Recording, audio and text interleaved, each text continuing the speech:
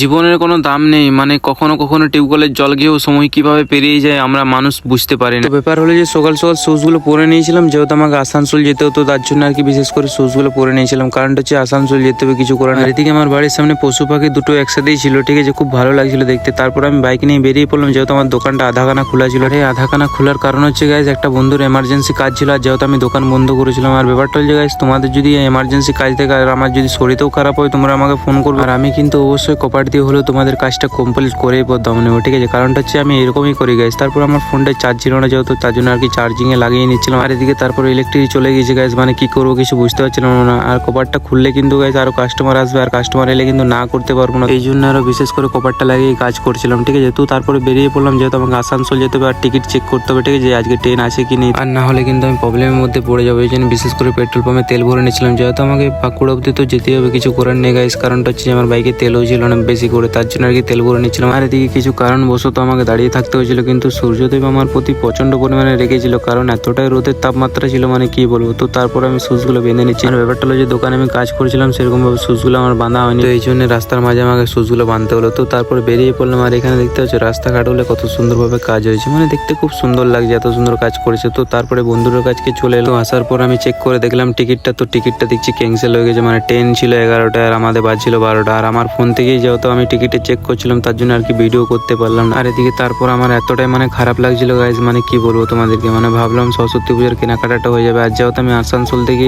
অনেক দিন আগে কিনে নিয়ে এসেছি অনেক কিছু, আর এই জন্য ভাবলাম যে তোমাদেরকেও দেখাবো আসানসোল মার্কেটটা কিরকম বটে। তো তারপরে এখানে আমি খাবার নিয়ে নিলাম, যেহেতু আমি আসানসোল যাওয়ার জন্য কিছু খাওয়া হয়নি, আর প্রচন্ড পরিমাণে খিদেও পেয়েছিল, তার জন্য আর কি এখানে কেক টেক নিয়ে নিয়েছিলাম। তারপর দোকান থেকে বেরিয়ে গেলাম, আর এটা একটা অন্য গ্রামে ছিলাম, ঠিক আছে। আর এই গ্রামটাকে আমি প্রথমে এসেছি, আর গ্রামটার নামও জানি না। তো তারপর আমি মিঠাই খাচ্ছিলাম, এখানে মিঠাই আর কেক ছাড়া কিছুই ছিল না। ব্যাপারটা যে এখানে তো হোটেল টোটেল নেই যে ভাত রাত খাবে, তো দোকান ছিল, আর দোকানে তো এইসব জিনিসই পাওয়া যায়। তো তারপরে কলে জল টল খাচ্ছিলাম, আর এখানে কত ছাগল দেখতে হচ্ছে, আর এই ছাগলগুলো এই দিদাগুলো চোরাচ্ছিল মনে হচ্ছে, হয়তো ওদেরই হতে পারে, তো জানি না। তো তারপর আমি জাস্ট বাইকে চেপে যাচ্ছে গাইস, কারণটা হচ্ছে আসানসোল যাওয়া হলো না, প্রচন্ড খারাপ লাগলো। তো গাইস নেক্সট ভিডিওতে দেখা হবে, বাই।